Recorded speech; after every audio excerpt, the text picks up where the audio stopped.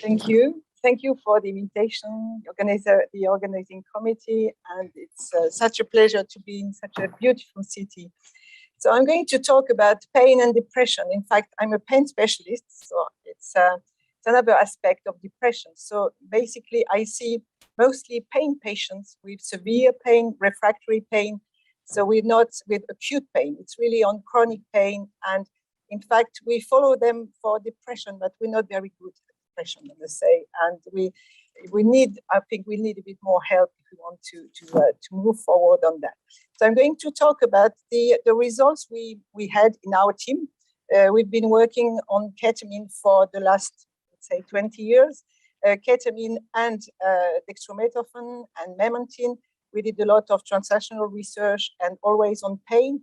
And now we're focusing on clinical aspects with randomized clinical trials and observational studies. I have no disclosures as regards this presentation.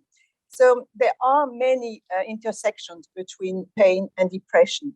In fact, when we look at our patients, I mean, most of our patients would comply on being unwell, not necessarily being depressed, but many neuropathic pain patients have really intractable pain.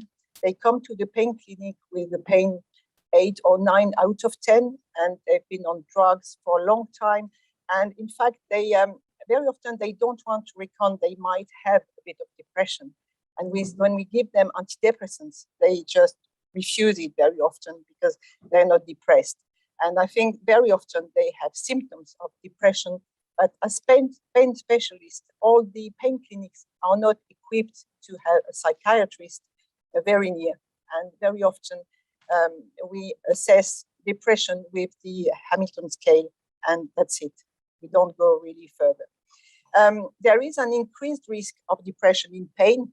We know that in the general population, and it's particularly difficult to assess because there are many shared features between pain and depression as regards fatigue, sleep disturbances. I mean, patients complain really about the same things about depression, feeling unwell, with a lot of psychosocial problems as well.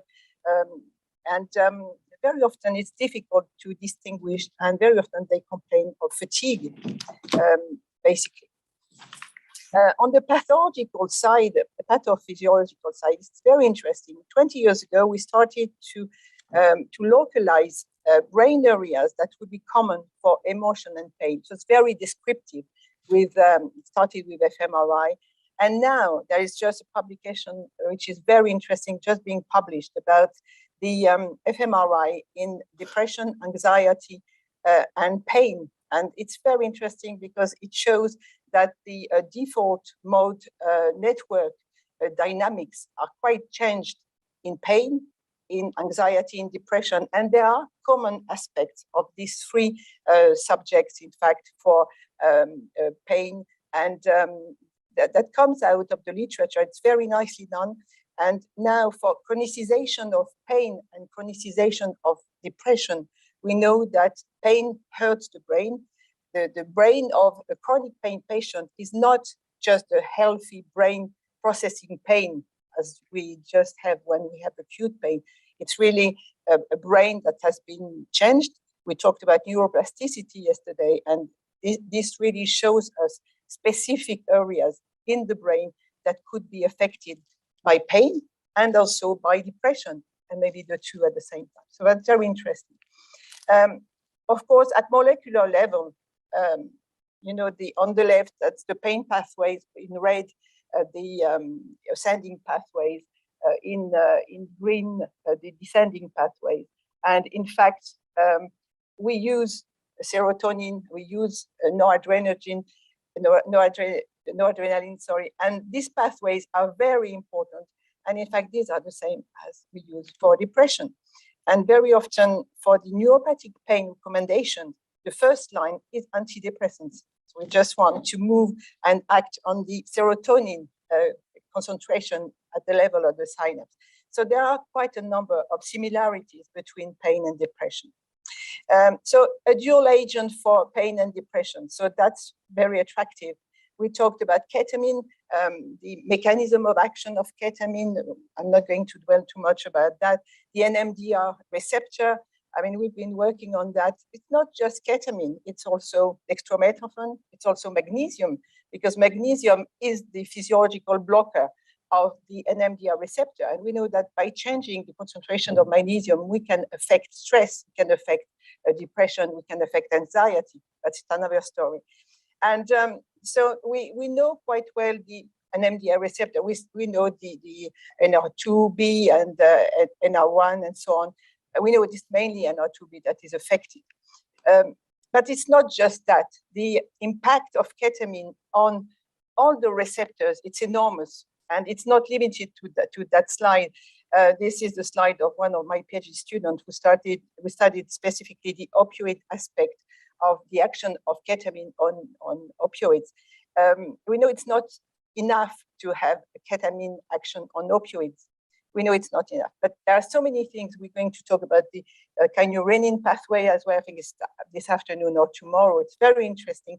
And it's not just limited to this slide, because ketamine, specifically for oral ketamine that we've been talking about this morning, it goes through the liver, it goes via the cytochromes, it's metabolites there. And the metabolism of ketamine is very complex because there are so many cytochromes that it affects.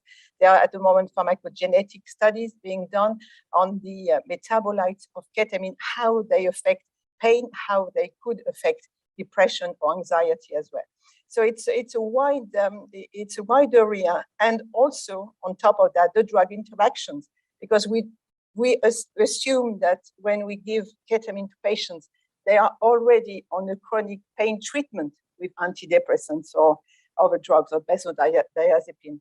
But in fact, all these drugs have their own interactions, and very often we don't look at that. We don't look at the potential of inducing or inhibiting the cytochromes. So that's another field that's really wide as regards the ketamine metabolism.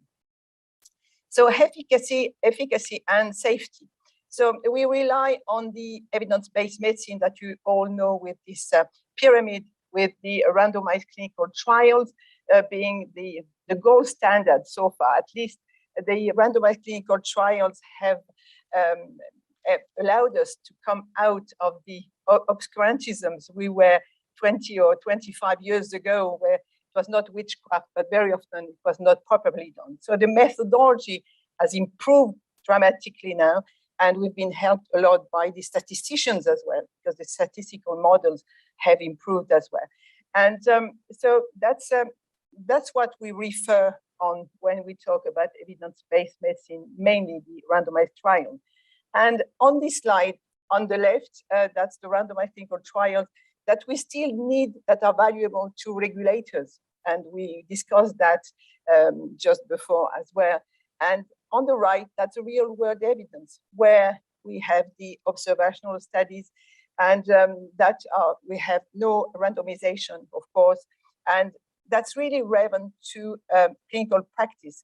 And for a long time, the right side of the slide was just discarded, because we think, and I still think as a pharmacologist, I still think randomized clinical trial is the good way to do it. But still now, I think we must acknowledge as well, there are many biases, even within the randomized clinical trials, and they are not so good as we thought before. So just have a look, we'll have a look on the ketamine and pain.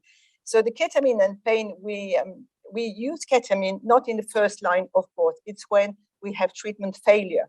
And treatment failure with patients with severe pain is very frequent, as only 40% of patients have a 30% pain relief, which is not very high when you have a patient that records around 9 out of 10.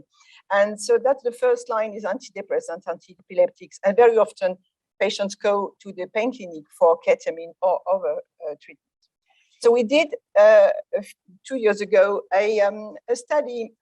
We just looked at all the randomized clinical trials, double-blind, parallel, or crossover.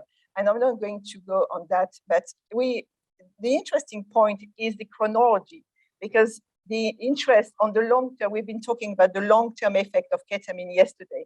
And as you see, most of the studies are very short term, and we have a few, actually, that's with the oral form at 3 months.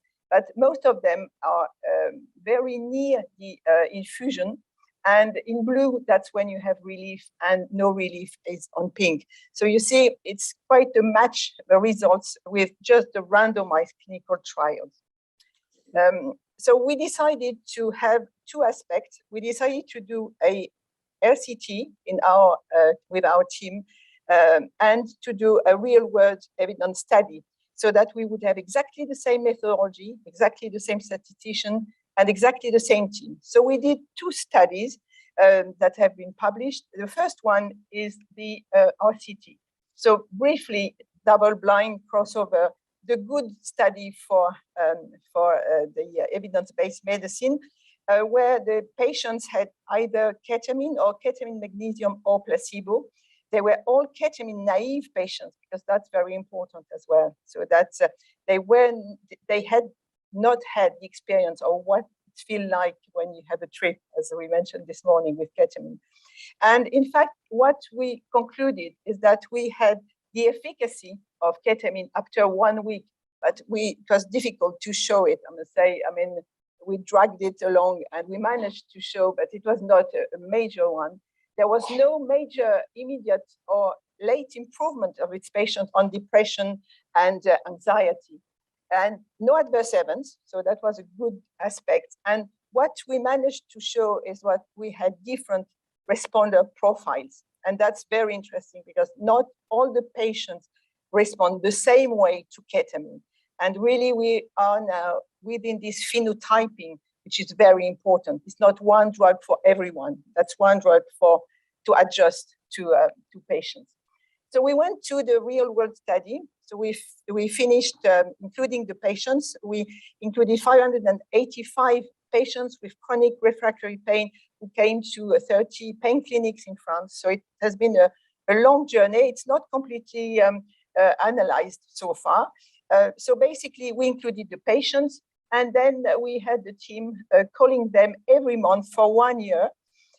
And some of these patients had just one ketamine intervention, and the other 329 had more than two. So it's really real life study. I mean, it's what happens. We had no intervention, and we could see that there is quite many differences between pain clinics in France, at least. But I think it's a bit the same in other countries as well. So we showed that there was quite interesting findings there, because we showed that we had a diminution of pain that was maintained for 1 year. No bad adverse events, just the expected one. We were very cautious about the urinary tract, uropathy, hepatic problems, and so on. So that was, on the safety side, it was quite nice. And then what we did is that we tried to subtype our population with the statistical method of doing trajectories. And in fact, that's a very interesting way to try to see how we could identify patients who are responders or not. And in fact, we split our population within two groups with different pain values here on the left. And what we saw is that, in fact, the fibromyalgia patients that are treated as patients from the rheumatology aspect, that maybe would be better to be on the psychological side as well, but it's another story. Fibromyalgia patients, in fact, didn't do too well on ketamine when they are prescribed ketamine very often in pain clinics. While the neuropathic pain patients do much better, as you see, they really decrease there. So there are different profiles of ketamine responders in chronic refractory pain patients. So we looked as well at the HAD, at the Hamilton Anxiety and Depression, and you see we have similar patterns, and we're finishing to analyze that at the moment with really for depression, as you see. I mean, there are quite a number of patients who might relapse, and that's very interesting. So we're going to go into the pharmacological aspect, pharmacogenetics as well, because we do that, but it's the same profile.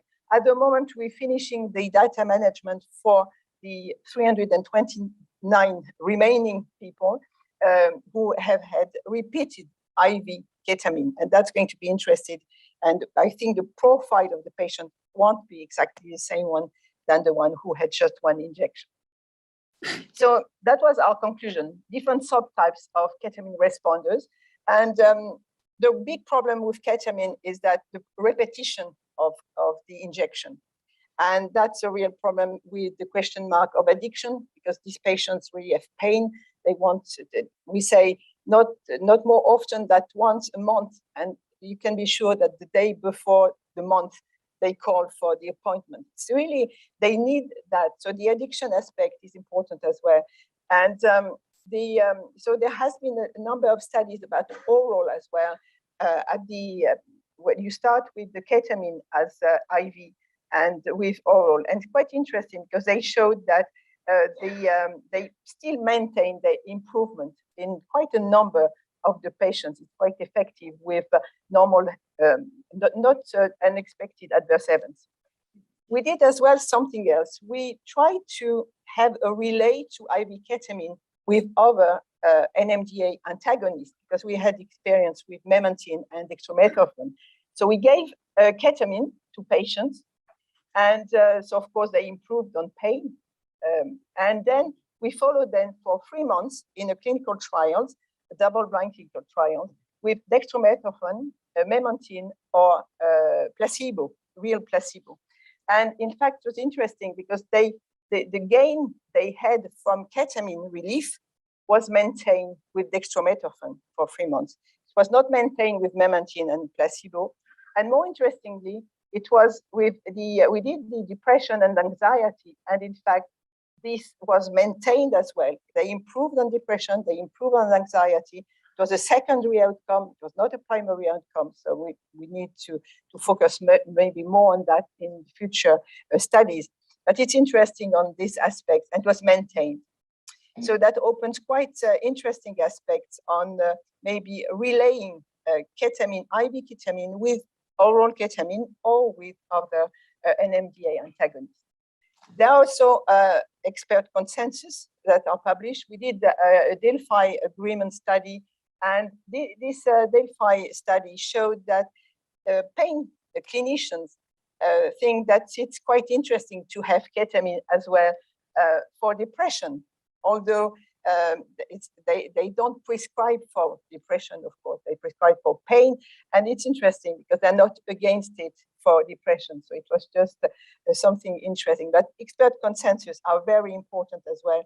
And I know you had a few published recently. So on depression, I'd be much more humble because it's not my really field. But we went to the same meta-analysis and systematic review with one of my PhD students, and we are looking for the following point.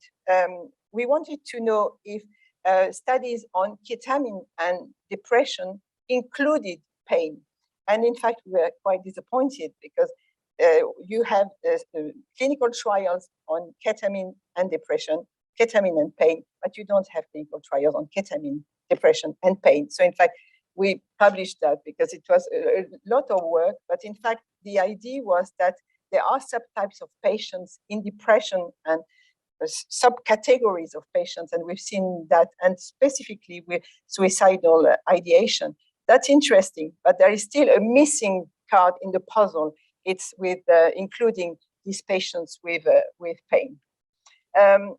In real world evidence studies, there are so many in depression now. I mean, it's exponential. I mean, I was quite surprised to see so many. I'm just presenting two. These are two retrospective analyses, two retrospective studies. One about the symptomatic worsening, which is nice because it's nice to look as well at the negative aspects of studies. And the first one was published as well on remission rate, which is quite high. And so how yesterday evening the discussion was very interesting, because what do we do now? And in fact, there was a suggestion to do a centralized surveillance system with registries and registry-based surveillance systems. I think it's interesting, as long as the health authorities are helping as well and not against the drug. I think that's a very important point. So far, the real-world evidence, it's coming along nicely. I mean, 15 years ago, I mean, everybody was against it because it was not good randomized clinical trial studies, and it was not good quality and methodology. Now it's coming along. In the FDA, it's since 2018, so and in Europe, it's quite near. There has been a new announcement about the use of this real-world evidence, maybe for registering drugs as well, which is quite a progress in that sense. So in conclusion of this talk, I would like just to stress that there are still there are missing gaps, I think, in the literature and in what we're doing as well, because we've been focusing on pain, we've been focusing on depression, and very often patients feel both. And it's difficult sometimes to know if pain is a comorbidity of depression, or we know that in pain, depression is a comorbidity. And that's really a major problem. And I think in the field of pain, we should improve as regard the evaluation of patients, because we use the HAD, which is not probably sufficient to focus, but it's not our specialty. And I think we have as well to scrutinize very carefully the methods, the designs of the study, and be very skeptical, I would say. It's not being negative, but I'm very optimistic about ketamine. I've been working with this drug for a number of years, but it's we used to say it was a dirty drug. Now it's softer, but still it's not paracetamol, it's not magnesium. It's something that we don't know fully. And in fact, we have to be careful not to embellish or amplify the results of RCTs, because the temptation as researchers is to try to push the statistics, to spin the data, we know all that, and to try to make it available for publishing. But now things have changed as well, because we can publish negative results, which is something very positive in the way we function as researchers. I think both aspects could bring interesting things. Yesterday, we talked about cost effectiveness as regard RCTs and real-world evidence. It's not just cost, it's really clinical aspects as well. If we could mix both for the patient, that would be really great for the safety, the efficacy, and effectiveness. I think we have to be careful as well about the number of subjects, the number of patients we include in the studies, how the statistics is done. I mean, the paragraph on statistics now, I think it's the one we review first when we review papers. How did they do it? And it's getting very complicated, not very easy to understand for everyone. And we have to have this critical aspect when we look at new papers. But I think both aspects are interesting. We need robust, long-term, large studies, prospective large studies. And they're much more difficult to do than retrospective ones, because that takes time, that takes money. You have to ask for money as researchers. But it's important to try to focus on that and try to subtype the profiles of responders to ascertain, of course, the benefit risk of ketamine, but know if patients with pain plus depression do better than patients with pain only or depressed patients, because that might be 3 subtypes within the different subtypes. Thank you very much for your attention. I just want to acknowledge my team, and the patients and the healthy volunteers, because we could not do much without them. Thank you. Fascinating. So we're open for questions. Yes. Hello, I'm an anaesthetist based in Oxford. I'm interested in ketamine. Have you done any work looking at using ketamine in the post to treat surgical pain in patients with chronic pain and depression? Yeah. Chronic patients, I mean, when they come to our pain clinic, they are really chronic pain patients. Many had surgery before. And in the recommendations for acute pain with ketamine, we know ketamine before intra or perioperatively might prevent pain. It's quite controversial. But when we see these patients, all the patients I present here, these are patients, 80% of them are post-surgery. So in fact, they had surgery. They might have had ketamine actually during surgery. And then they developed this chronic pain, very often neuropathic pain. We had fibromyalgia patients as well. It's another category. And in fact, ketamine doesn't work for all of them. And I think that's really a big problem for the use of ketamine on chronic pain patients, because post-surgery. And there has been a recent paper has been published about the prevention of ketamine for post-surgery. And it's very negative. I was very surprised because we recommend ketamine in anesthesiology. And but coming back to your question, yes, these patients are post-surgery, most of them. Lori Calabrese from Connecticut. In your ketamine patients with dextromethorphan, yes, what was the dose of ketamine? Was the dextromethorphan introduced concurrently? No, the ketamine was 0.5 milligram per kilo as a standard infusion, as we do in depression as well, but just once on over 45 minutes. Okay. Dextromethorphan, was it? No, it was introduced afterwards. So we gave the ketamine, and 2 or 3 days later, I think it was 7 days later, sorry, because we looked at the kinetics.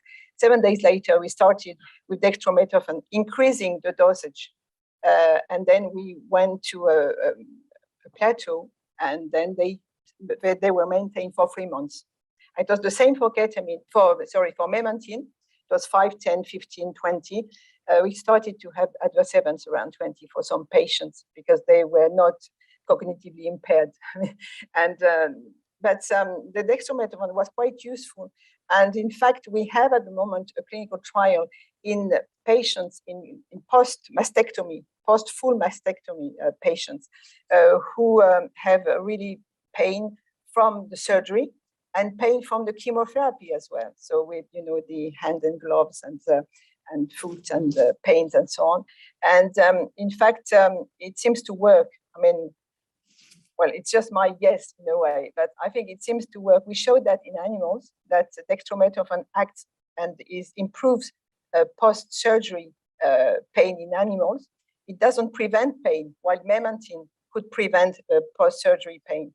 But dextromethorphan might act. And in fact, some patients are relieved, and some of them have a bit of a psychological impairment or feel a bit dizzy or whatever. That would, if we guess, that might be the patient. So we see that, but some of them are improved. And I remember one patient coming with pain saying that she could not do the trial because she was on the cough syrup, which is called palmodexin in France, which is dextromethorphan. And she said, "Oh, since I'm coughing, but I'm much better." And we said, well, she might be a good candidate. She might be a responder. So we could not include her, unfortunately. The daily dose. Yes. Yes. Yeah. Maybe one more question. Anything from the chat? We have a question online asking, is there any clinical studies showing gender differences in the function/chronic pain comorbidity and effective therapy? It's very interesting. We're on that as well. No, there is none. I mean, there is no. There are 2 main points that we are trying to study now. That's the age and impact, and the gender, because definitely there are changes with gender. I would not be so confident, but with age, definitely. We saw that yesterday, And I think it changes with age as well, and with the drugs that patients take with age as well. Thank you. Thanks very Thank much. you. Thank you.